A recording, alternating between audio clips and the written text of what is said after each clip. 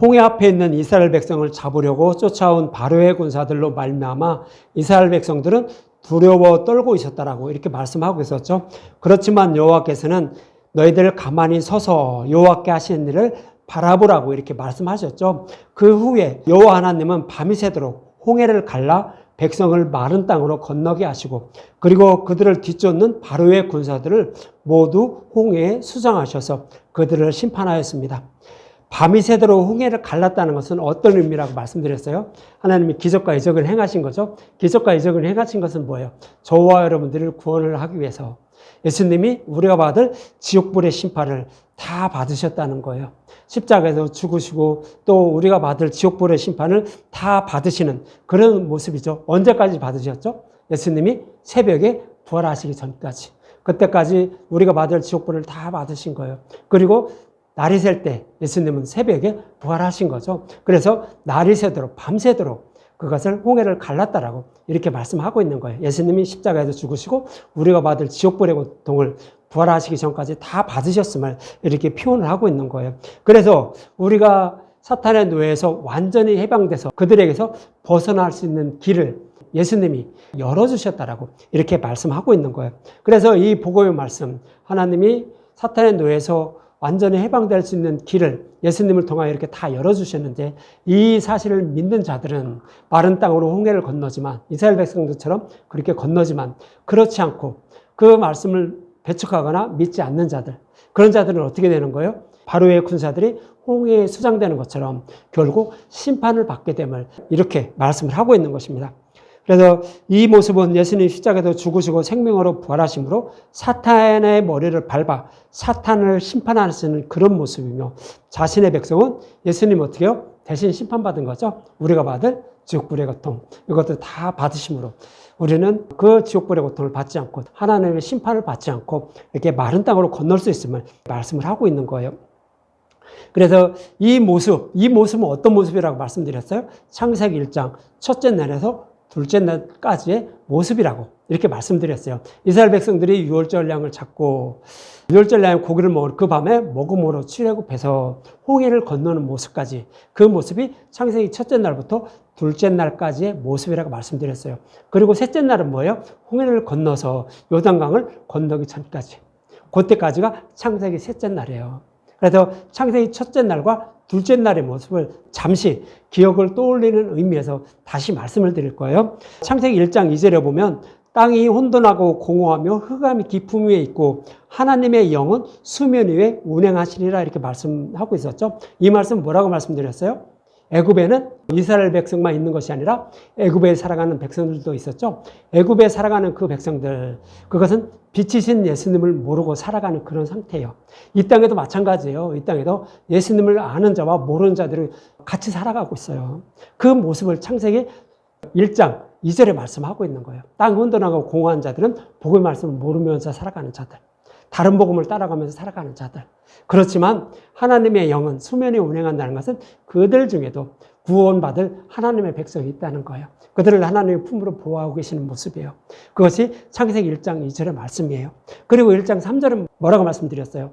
그렇게 하나님이 품으로 보호하고 계신 그들을 구원하기 위해서 빛이신 예수님을 이 땅에 보내시는 거예요. 그리고 나서 그들 품으로 안고 있는 그들의 죄를 십자가를 통해 다 대속해 주시는 거예요. 그것이 첫째 날의 모습인 거예요. 그것이 창세기 1장 2절과 3절의 모습인 거예요. 이렇게 예수님이 이제 십자가에서 우리의 모든 죄를 대속해 주시고 창세기 둘째 날에 어디를 들어가죠? 예수님이 죽으신 다음에 해가 지면 다음 날로 넘어가요. 창세기 둘째 날이라고요. 그러면 예수님이 이제 어디를 들어가요? 예수님 시체를 십자가에 있는 것을 꺼내서 내려서 무덤에 넣죠. 무덤에 넣었다는 얘기는 뭐예요? 지옥불의 고통을 받는다는 거예요. 지옥으로 들어간다는 그런 의미예요. 우리가 받을 그 고통을 예수님이 받으시는 모습이에요. 언제까지? 생명으로 부활하기까지. 그렇게 받으시는데 예수님이 우리가 받을 지옥불의 고통을 다 받으심으로 하늘의 물과 땅의 물을 갈라놓는 모습. 그것이 창세기 1장 6절과 7절 둘째 날의 말씀이에요. 하나님이 이르시되 물 가운데 궁창이 있어 물과 물로 나뉘라 하시고 예수님이 지옥불의 고통까지 다 받기 전에는 물이 하나로 되어 있는 거예요. 복음의 말씀과 율법의 말씀이 합해져 있는 그런 모습이에요. 그래서 이것은 노아의 홍수 심판 때 하늘에 있는 물과 땅의 깊음에서 물이 솟아나서 합해지는 모습. 그러니까 물이 하나로 되어 있는 거예요. 그러면 우리는 어떻게 되죠? 물이 하나로 되어 있으면 율법과 복음이 나눠져 있지 않으면 어떤 것이 진리고 어떤 것이 다른 복음인지 그것을 알 수가 없어요. 그래서 우리는 구원받을 길이 없는 거예요. 그것이 물과 물이 합해져 있는 거예요. 그런데 예수님이 지옥불이 같은 걸 다 봐줌으로 물과 물로 나뉘게 한 거예요. 율법과 복음을 확실하게 구별해 준 거예요. 그 모습이 바로 홍해를 밤새도록 갈랐다는 거예요. 율법과 복음을 확실히 갈라놓음으로 예수님을 믿는 자들은 하늘의 물을 먹는 거예요. 진리의 말씀 먹고 있는 거예요. 그러니까 그들은 물이 합해진 그런 물을 건너는 것이 아니라 거기서 심판받는 것이 아니라 마른 땅으로 건널 수 있는 거예요. 그러니까 사탄의 노예에서 해방될 수 있는 길이 열려서 사탄의 노예에서 해방되는 모습을, 완전히 해방되는 모습을 그렇게 말씀하고 있는 거예요. 그래서 물과 물로 나뉜다라고 이렇게 말씀을 하고 있는 거예요. 이처럼 이스라엘 백성이 홍해를 마른 땅으로 건너 하나님이 백성이 된 것은 자신의 열심과 노력으로 됐나요? 이스라엘 백성들이 뭐 한 거 있나요? 그냥 유월절 날 고기를 먹고요. 밤새도록 하나님이 그 홍해를 가르는 모습만 가만히 지켜보고 있는 거예요. 그런데 그들 마음은 어땠을까요? 애국군에 들어와도 쫓아와서 우리를 잡을까 봐 두려워 떨고만 있었어요. 그러면서 가만히 그것만 바라보고 있는 거예요. 그랬더니 어떻게 됐어요? 예수님이 밤새도록 우리의 받을 지옥불의 고통을 다 받은 거죠. 홍해를 갈라놓은 거예요. 도저히 물에 빠져도 죽을 수밖에 없는 그 홍해를 갈라서 우리를 건너게 하셨다고요. 예수님이 우리가 받을 진노의 심판을 예수님이 다 받으셨다는 얘기예요. 그래서 우리는 받지 않음을 이렇게 말씀을 하고 있는 거예요. 그래서 저와 여러분도 그냥 우리가 뭐를 어떻게 해서 하나님께 잘 보여서 착하고 선하게 살아서 이렇게 구원받는 게 아니에요. 어떻게 구원받아요? 예수님이 십자가에서 우리 모든 죄를 다 대속해 주시고 생명으로 부활하신 거. 이것만 가만히 보고 지켜보고 있는 거예요. 이것이 뭐예요? 진리의 말씀, 누르기 없는 복의 말씀만 듣고 있는 거예요. 그러면 성령 오시는 거예요. 그래서 우리를 믿음이 이르게 하시는 거예요. 그래서 우리를 구원해 주신다고요. 근데 어떤 사람은 어떻게 해요? 착하고 선하게 살아야 됩니다. 뭐를 해야 됩니다. 뭐를 해야 됩니다 하면서 자꾸 어떤 행위를 부추겨요. 우리가 그 행위로 인하여서 우리가 구원받는 건 절대 안 해요. 1도 없어요. 0.1도 없어요. 다 하나님이 다 해주시는 거예요. 그래서 우리가 구원받는 거예요. 그렇다라고 우리는 가만히 있으면 된다? 아니, 구원의 은혜를 알면 복음의 말씀을 들으러 더 저기를 하고 또 나는 구원받았지만 아직 구원받지 못한 자들을 위해서 힘쓰고 애쓰는 거예요. 조금이라도 더 내가 착하고 선하게 살려고 하고 또 그들에게 복음을 전하기 위해서 조금 더 그 말이라도 더 하고 이러면서 살아가는 거예요. 그러기 위해서 하는 거지 뭐 우리가 구원받기 위해서 이렇게 저렇게 하는 것은 아니라고 성경은 그렇게 말씀을 하고 있는 거예요. 그래서 저와 여러분들은 또 성경은 이렇게 저와 여러분들에게 말씀하시죠. 누룩이 없는 복음의 말씀만 들으라고요. 그래야 성령이 오셔서 우리를 어디로 이끌고 가요? 아름다운 포도나무 밑으로 이끌고 간다고 했죠. 십자가 밑으로 이끌고 가요. 그러면서 내 죄 때문에 대신 내 죄를 짊어지고 예수님을 죽으시고 부활하시는 그 모습을 마음의 눈으로 바라보게 한다고요. 즉 뭐예요? 그것은 하나님의 법을 내 생각에 두고 또 우리 마음에 기록해 주는 모습이에요. 그래서 우리는 우리가 아무리 죄를 범해도 그 죄를 죄로 여기지 않고 구원해 주신다라고.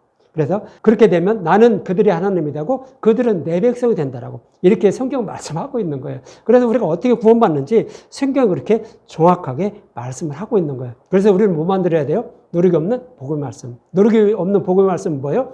모든 성경은 예수님에 대해서 기록하고 있어요. 그래서 예수님에 대해서 전하는 그 말씀만 듣고 있는 거예요. 그럼 우리는 믿음에 이르게 돼요.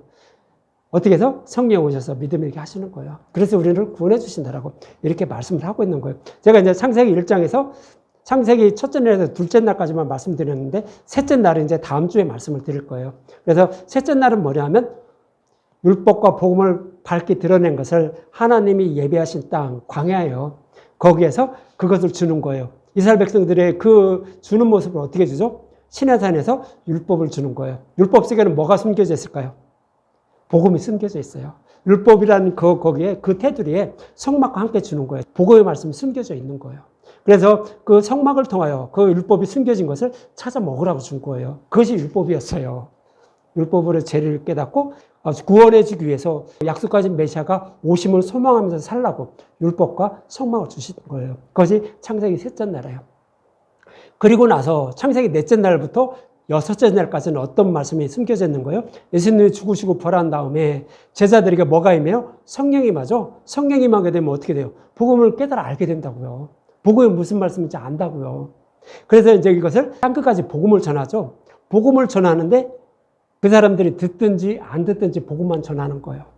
이것이 이제 넷째 날부터 다섯째 날까지 복음의 말씀을 전하게 되는 거예요. 그러면 그 복음의 말씀을 듣게 되면 어떤 사람은 그것을 받아들여요. 어떤 사람은 안 받아들인다고요. 복음을 받아들이는 사람은 여섯째 날에 어떤 일이 벌어지죠? 하나님의 형상을 닮은 자들로 만드는 거예요. 하나님의 형상을 닮은 자들이라는 것은 뭐예요? 예수님의 의의 옷을 입혀주는 거예요. 복음의 말씀을 듣게 되면 하나님이 그들에게 예수님의 의의 옷을 입혀주는 거예요. 그것이 창세기 여섯째 날이에요. 하나님의 형상을 닮은 자들로 창조하시는 거라고요. 그리고 나서 일곱째 날에 어떻게 되죠? 하나님은 안식한다고요. 창세기 첫째 날부터 일곱째 날까지 말씀이에요. 이렇게 해서 구원해 주신 여호와를 이스라엘 백성과 모세는 찬양한다라고 이제 오늘 본문 1절과 2절에 이렇게 말씀하고 있는 거예요. 이때 모세와 이스라엘 자손이 이 노래로 여호와께 노래하니, 하나님을 노래한다고 안 하고 여호와라고 자꾸 그래요. 여호와께 노래하니 일러스되 내가 여호와를 찬송하리니 그는 높고 영원하시며 말과 그 탄자를 바다에 던지셨음이로다 그러죠. 이스라엘 백성들은 마른 땅으로 구원하시고 건너게 하셔도 구원하시고, 그 다음에 애국 군사들은 다 홍해에 수상하는 그런 모습을 보고 이스라엘 백성과 모세는 여호와를 찬송한다라고 그래요. 하나님을 찬송한다고 안 해요. 여호와라고 이렇게 해요. 그래서 성경에서는 하나님과 여호와가 그 단어가 확실히 구분이 되어 있어요. 여호와라는 단어가 딱 들어가면 여러분들 이해를 할 것은 뭐냐면 약속의 말씀을 스스로 지키시는 분, 스스로 약속하시고 약속하신 말씀을 지키시는 분이라는 거예요. 그것이 여호와라는 것이에요. 하나님은 창조자 하나님이죠. 그렇게 그냥 하나님으로 이렇게 부르는데 약속의 말씀을 반드시 지키시는 분이라는 그런 문맥에서는 여호와라는 단어가 쏙 들어가요. 그거 여러분들 잊지 마시기 바랍니다. 그런데 2절에 보면 여호와는 나의 힘이시오. 그렇죠? 나를 구원하시는 그런 힘이 되신 분이라는 거죠. 나의 힘이시오, 노래시며, 찬양할 수밖에 없는 그런 하나님이라는 거죠. 노래시며 나의 구원이시로다. 그는 나의 하나님이시니 내가 그를 찬송할 것이요 아버지의 하나님이시니 내가 그를 높이리로다 하면서 그들을 이스라엘 백성들을 구원하신 그 여호와 하나님을 이제 이스라엘 백성과 모세가 이렇게 찬양하고 있는 거예요. 그래서 약속하신 말씀대로 여자의 후손으로 오신 예수님이 십자가에서 죽으시고 부활하심으로 사탄의 머리를 밟고 승리하셨죠. 그래서 그 복음으로 스스로 약속하시고 약속하신 말씀을 스스로 이루시는 그 여호와 하나님이 그들을, 이스라엘 백성들을 구원해 주셨음을 찬송하고 있는 거예요. 저와 여러분들도 마찬가지예요. 저와 여러분들도 우리의 열심과 노력으로 구원받는 것이 아닌 하나님이 스스로 약속하셨어요. 그리고 그 약속하신 말씀을 스스로 이루어 주신 거예요. 어디서? 십자가를 통하여. 그리고 우리도 스스로 복음의 말씀을 듣는다고 할지라도 스스로 믿음에 이르지 못하는 자들을 새 언약의 말씀대로 성령이 찾아오시는 거예요. 그래서 우리를 구원해 주심을 우리도 나중에는 찬양하게 돼요. 어디 가서? 하나님 나라에 가서. 지금은 모르니까 찬양을 못하겠죠. 물론 알고 깨달은 분은 늘 하나님을 찬송하면서 살아갈 거예요. 그렇지만 우리가 천국에 들어갔을 때는 하나님을 찬송할 수밖에 없어요. 내가 이런 더러운 나였는데 이런 날 이렇게 구원해 주셨네라 하면서 하나님을 찬송하게 돼요. 모세와 이스라엘 백성이 찬송하는 것처럼 그렇게 구원받은 자들이 저 하나님 나라에서 찬송하는 모습을 어떻게 기록을 하고 있을까요? 예, 요한계시록에서 기록을 하고 있어요. 요한계시록 15장 1절과 3절에 보면 이런 말씀하고 있어요. 또 하늘에 크고 이상한 다른 이적을 보매 일곱 천사가 일곱 재앙을 가졌으니 곧 마지막 재앙이라 하나님의 진노가 이것으로 마치리로다. 무슨 얘기냐면 애굽에 있던 이스라엘 백성들이 홍해를 건너죠. 홍해를 건너면서 마지막으로 그들을 이렇게 추격해오는 애국 군사들을 홍해에 다 수장하는 거예요. 이 모습을 그대로 그려주고 있는 것이 요한계시록 16장에서 나타나는 대접재앙, 이것이 마지막 재앙이라는 거예요. 이제 그들을 심판함으로 이제 심판이 끝난다는 그런 말씀으로 말씀하고 있는 거예요. 그런데 그들을 심판하기 전에 애굽에 있던 이스라엘 백성들이 홍해를 건넌 다음에 누구를 심판해요? 애굽의 군사들을 심판하는 것처럼 하나님 백성을 다 구원한 다음에 누구를 심판해요? 그들을 잡으려고 쫓아오던 자들을 다 심판하게 되는 모습을 마지막 대접재앙을 통하여 이렇게 말씀하고 있는 거예요. 그래서 이제 구원받은 하나님의 백성들이 이제 하나님을 찬양하는 모습을 이렇게 그리고 있는 거예요. 왜 찬양하냐 하면 이어지는 2절과 3절에 보면 또 내가 보니 불이 섞인 유리바다 같은 것이 있고 짐승과 그의 우상과 그의 이름의 수를 이기고 벗어난 자들이 유리바닷가에 서서 하나님의 검은 거를 가지고, 이 모습은 애굽에 있던 이스라엘 백성들이 홍해를 건넜죠. 그리고 그 애굽 군사들을 다 심판한 다음에 그 바닷가에 서 있는 이스라엘 백성과 모세의 모습과 똑같은 거예요. 그러면서 3절에 보면 하나님의 종 모세의 노래, 어린 양의 노래를 불러 이르되, 이스라엘 백성들이 하나님을 찬송하고 있었죠. 여호와 하나님을 찬송하는 그런 모습과 똑같이 한다는 거예요. 주 하나님은 곧 전능하신 이시여 하시는 일이 크고 놀라우시도다. 만국의 왕이시여 주의 길이 어렵고 참되도다. 이렇게 말하는 거예요. 그래서 여기서 불이 섞인 유리바다는 홍해바다와 동일한 의미를 담고 있는 거예요. 이 홍해바다는요, 어떤 자들은 심판을 받아요. 애국 군사들이 심판받았어요. 근데 똑같은 바다인데요, 어떤 사람은 거기를 마른 땅으로 건넜어요. 누가? 이스라엘 백성들이 마른 땅으로 건넜잖아요. 복음 안에 있는 자들은 마른 땅에 건너는 거예요. 그 모습과 같이 불이 섞인 유리바다라고 해요. 불은 뭐예요? 지옥불의 심판을 말하는 거예요. 지옥불의 심판, 예수를 믿지 않는 자들은 지옥불의 심판을 받는다고요. 대적들도, 사탄마귀들도 다 지옥불의 심판을 받게 돼요. 근데 거기는 유리로 된 바다도 있다는 거예요. 그러니까 불에 거슬리지 않고 건널 수 있는 다리가 있다는 거예요. 이스라엘 백성들이 마른 땅으로 건너는 모습과 같이 그 유리로 된 다리가 있다는 거예요. 그래서 불 속에 빠지지 않고, 거기를 건너지만 불 속에 빠지지 않고 하나님 나라에 들어갈 수 있는 그런 길이 있다는 거예요. 그래서 예수를 믿는 그런 자들은 불 속에 빠지지 않고 안전하게 건넜지만, 믿지 않는 자들은 그 불 속에 심판을 받는 모습을 불이 섞인 유리 바다의 모습을 통하여 이렇게 말씀하고 있는 거예요. 이 모습은 홍해의 모습, 마른 땅으로 건너 이스라엘 백성들과 또 홍해에서 심판받는 애굽 백성들의 모습, 그것을 동일하게 다른 모형으로 이렇게 그려주고 있는 거예요. 그래서 여기서 이들은 짐승과 그의 우상과 그의 이름의 수를 이기고 벗어난 자들이라고 이렇게 말하는 거예요. 그럼 짐승의 수와 그의 이름의 수를 이기고 벗어난 자들은 뭐예요? 다른 복음과의 싸움에서 이긴 자들이에요. 그럼 다른 복음과 싸워 이긴 자들은 뭐죠? 12장에서 여자의 후손으로 메시아가 오셔서 죽으시고 부활하게 되죠. 그리고 자기를 낳은 그 여자를 어디로 데리고 가요? 하나님이 예비하신 땅으로 데리고 가요. 데리고 가니까 용과 뱀들이 어떻게 해요? 많은 물을 토하죠. 그래서 그 백성들을, 그 여자들을 떠내려가려고 한다고요. 이 얘기는 뭐예요? 그 용과 뱀들은 다 다른 복음을 전하는 자들이에요. 그런 자들이 어떻게 한다고요? 다른 복음을 전해서 구원받지 못하게 한다고요. 지금도 마찬가지예요. 많은 교회가 있고 하나님 복음의 말씀을 전한다고 할지라도 다른 복음이 있어요. 용들이 전하는, 뱀들이 전하는 말씀이 있어요. 그것이 뭐예요? 누르게 들어간 말씀이에요. 그런 자들이 뱀과 용들이에요. 그 말씀을 받아들이지 않고 뭐만 받아들였다? 진리의 말씀만 받아들인 거예요. 모든 성경은 다 예수님에 대해서 말씀하고 있는데 예수님에 대해서 풀어주는 그 말씀만 먹은 자들이에요. 그것만 꼭 지키고 있는 자들이에요. 그들이 짐승의 수를 이기고 벗어나 승리한 자들, 그런 자들을 이렇게 표현을 하고 있는 거예요. 복음의 말씀만 꼭 붙잡고 있는 자들, 그런 자들만 이렇게 구원을 받음을 이렇게 말씀하고 있는 거예요. 그래서 그들이 구원받아서 하나님 나라에 가서 여호와를 찬송하게 된다고, 하나님을 찬송하게 된다라고 이렇게 말씀을 하고 있는 거예요. 이렇게 짐승과 그의 우상과 그의 이름의 수를 이겼다는 것은 요한계시록 12장에서 예수님을 낳은 교회를 뱀이 강같이 토하여 물로 떠내려가게 하는데 그것을 이겼다는 거죠. 그래서 다른 복음의 유혹에 넘어가지 않고 복음의 말씀만 끝까지 지키며 살았던 그런 자들을 말하는 거죠. 이들이 구원을 받아 하나님을 결국 찬양하게 된다라고 요한계시록 15장에서 이렇게 말씀을 하고 있는 거예요. 이것을 잘 모형 그려졌던 것이 애굽에 있던 자들이 어린 양을 잡고 불에 다 구워 먹고 홍해 바다를 마른 땅으로 건넌 그런 모습을 통하여 이렇게 말씀을 하고 있는 거예요.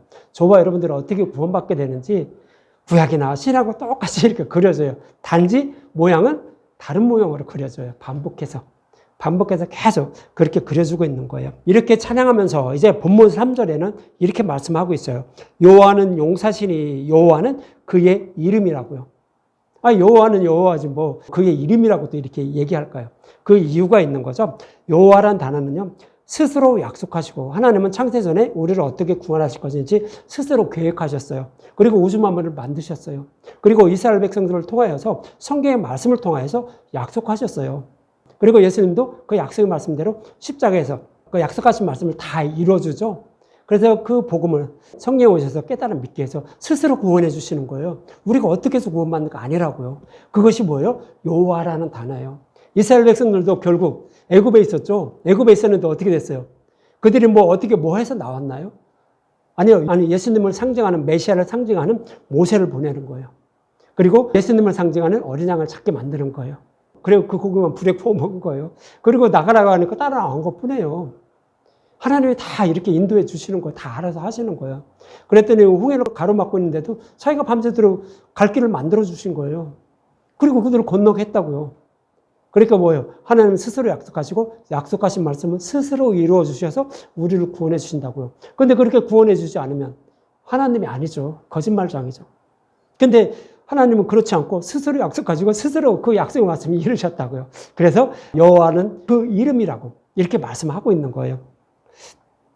그래서 이렇게 애굽에 있던 이스라엘 백성들을 구원하실 것을 그들의 조상 아브라함에게 약속하셨어요. 이것이 창세기 15장의 말씀이에요. 창세기 15장 13절에 보면 여호와께서 아브라함에게 이르시되 너는 반드시 알라 내 자손이 이방에 계게 되어 내 자손은 이스라엘 백성들이죠. 그들이 애굽에 내려갔어요. 그래서 이방에 계게 됐다고요. 동일하게 그렇게 약속한 말씀대로 그대로 이루어진 거예요. 그리고 그들을 섬기겠고 바로를 섬기는 거죠. 애굽 사람들을 섬겼어요. 이스라엘 백성들이 섬기겠고 그들은 400년 동안 내 자손을 괴롭히리. 400년은 뭐라고 했어요? 그냥 400년 적인가요? 그냥 400년이 되면 이렇게 저기한다는 거예요? 그것이 아니라 약속하신 메시아가 오시면이라는 의미를 담고 있잖아요. 그렇게 말씀드렸잖아요. 예수님의 재림도 400년이 되면 오셔요. 약속하신 메시아가 때가 되면 재림 예수를 입고 오신다는 그런 의미로 말씀하고 있는 거예요. 그러면서 14절에 보면 그들이 섬기는 나라를 내가 징벌한다고요. 하나님이 그들을 친다는 얘기예요. 이 얘기는 뭐예요? 십자가에서 사탄의 머리를 밟는다는 거예요. 이것이 10번째 재앙인 거예요. 그러면서 그 위에 내 자손이 큰 재물을 이끌고 나온다고요. 내 자손이 큰 재물을 이끌고 나온다는 것은 뭐예요? 사탄의 머리를 밟은 복음의 말씀을 듣고 먹고 사탄의 노예에서 해방돼서 나온다고요. 그런 의미로 이제 애굽에 있던 이스라엘 백성들이 애굽 백성들의 물품을 취해서 나온다고 했죠. 그래서 많은 재물을 이끌고 나오는 거예요. 그것이 복음의 말씀을 듣고 먹어서 사탄의 노예에서 해방돼서 나오는 모습으로 이렇게 그려준다고 말씀드렸잖아요. 이렇게 해서 이제 이스라엘 백성들에게 결국 약속의 땅을 상징하는 가나안 땅을 기업으로 주실 것을 약속하셨던 거예요. 그것이 창세기 15장 18절의 말씀이에요. 그날에 여호와께서 아브라함과 더불어 언약을 세워 이르시되 내가 이 땅을 애굽 강가로부터 그 큰 강 유브라데까지 내 자손에게 주느니. 하나님 나라를 상징적으로 표현하고 있는 거예요. 이것을 너희들에게 기업으로 준다고. 실제로 줬나요? 이스라엘 백성들이 그렇게 줬잖아요. 그들이 한 일은 없어요. 맨날 하나님만 거역하고 나 뭐 필요한데 왜 안 줘요? 이렇게 불평불만만 했어요. 그런데 그 약속의 말씀을 지키지 않으면 하나님이 아니시기 때문에 그 약속의 말씀을 그냥 그들에게 지켜서 하나님의 되심을 알게 하기 위해서 그냥 그들을 인도해서 약속의 땅을 기업으로 준 거예요. 이렇게 약속하신 말씀을 스스로 이루시는 하나님이라는 의미로 모세를 애굽으로 보낼 때 하나님은 그 모세를 불렀을 때 이렇게 얘기를 해요. 출애굽기 3장 14절과 15절에 보면 하나님 모세에게 이르시되 나는 스스로 있는 자니라. 스스로 있다는 얘기는 뭐예요? 피조물이 아니라는 거예요. 창조주 하나님이라는 거예요. 그것이 스스로 있는 자예요. 피조물이 하나님이 된 사람이 우리나라에도 60몇 명이 된다고 얘기를 들었는데 그렇게 된다며요. 근데 피조물은요, 하나님 될 수 없어요. 내가 하나님이라고 하는 사람은 다 가짜예요. 스스로 있는 분이 아니라고요. 약속을 지키지 못한다고요.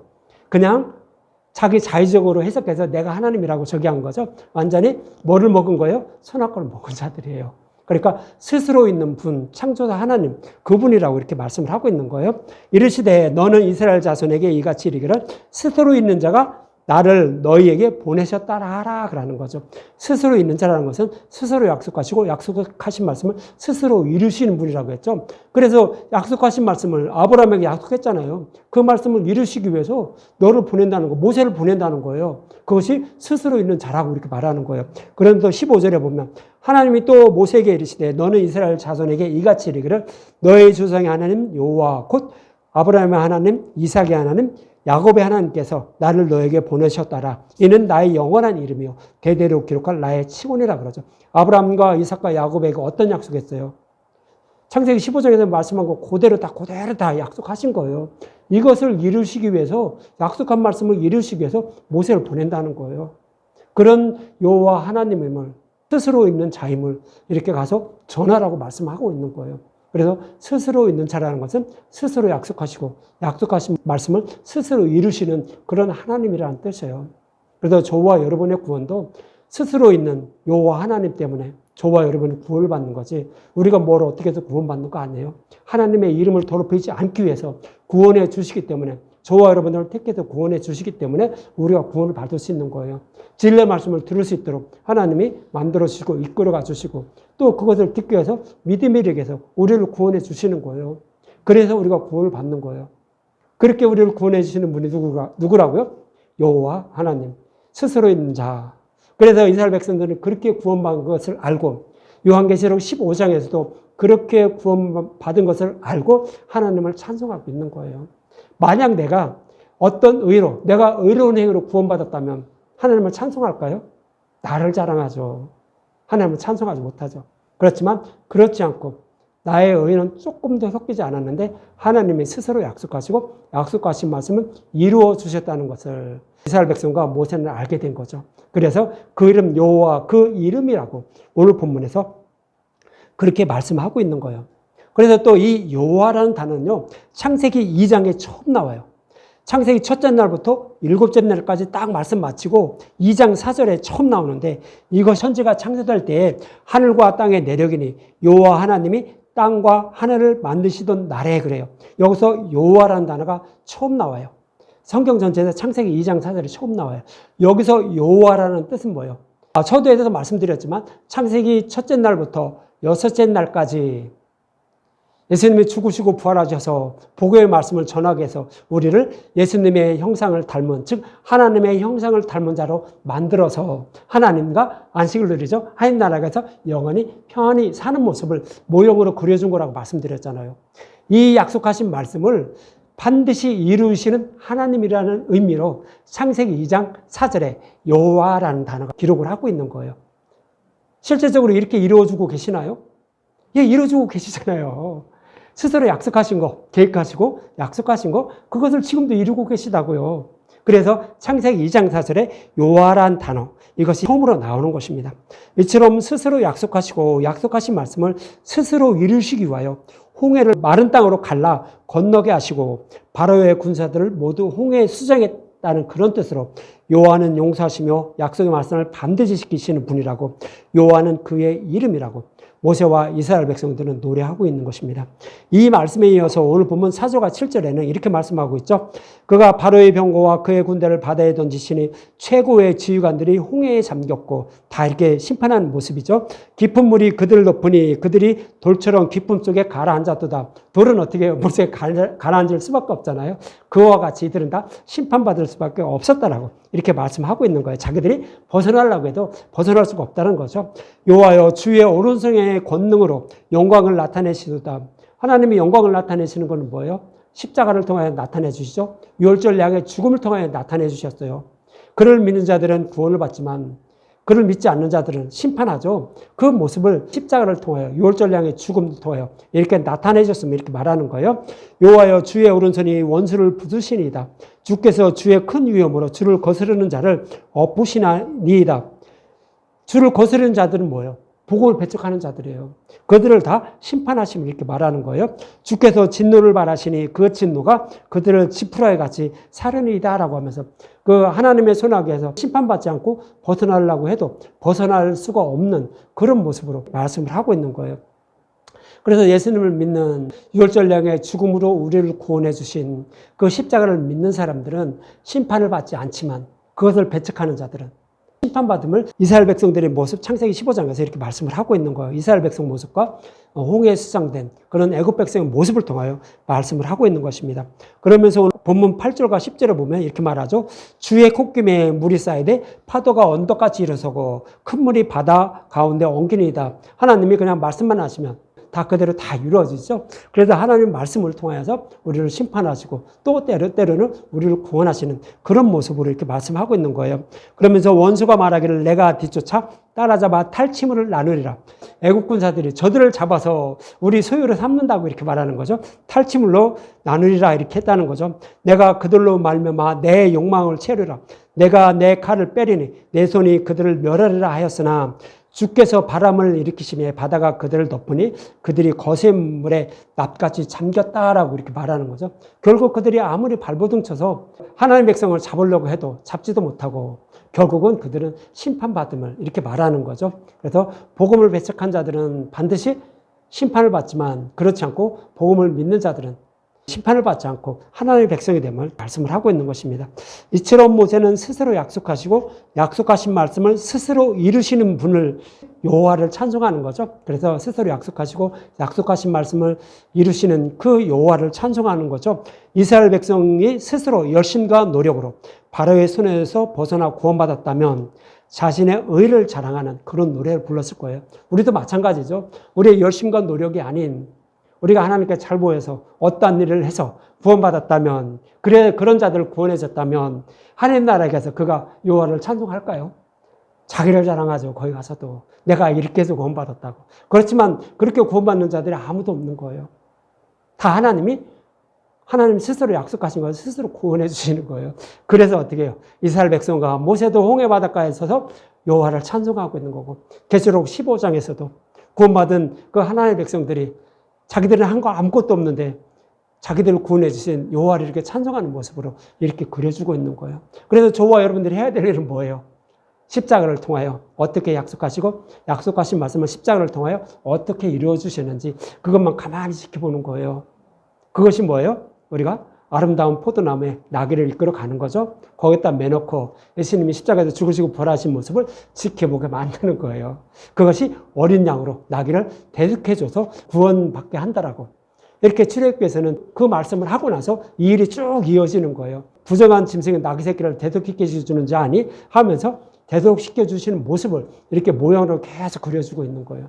그래야만 우리가 구원을 받는다고요. 그래서 우리가 해야 될 일은 누룩이 들어가지 않는 복음의 말씀만 듣고 먹는 거예요. 그럼 우리는 성령에 의지해서 깨달아 믿게 하는 거죠. 십자가를 바라보게 해서 깨달아 믿게 해서 이렇게 구원해 주시는 거죠. 이스라엘 백성들도 마찬가지였죠. 홍해를 가르는 여호와를 두려워하지 말고 가만히 있어서 지켜보라고요. 십자가를 지켜보라고 이렇게 말씀했던 거예요. 그리고 나서 진짜 그렇게 지켜보니까 어떻게 됐어요? 그들은 구원을 받았어요. 홍해를 건넜어요. 구원받아서 바로에 의해서 완전히 해방되는 모습을 말씀하고 있는 거예요. 그래서 그런 여호와를 찬양하고 있는 거예요. 저와 여러분의 구원도 스스로의 열심과 노력으로 구원받는 것이 아닌 하나님이 율법을 복음으로 바꾸어 주시고 그 복음의 말씀을 듣고 깨달아 믿게 해요 구원해 주시는 것입니다. 여러분들 이 말씀 잊지 마시고 오직 누룩이 없는 복음의 말씀만 듣고 먹어서 구원을 받아 하나님 나라에 가서 이렇게 하나님을 찬양하는 저와 여러분들이 되셨으면 합니다.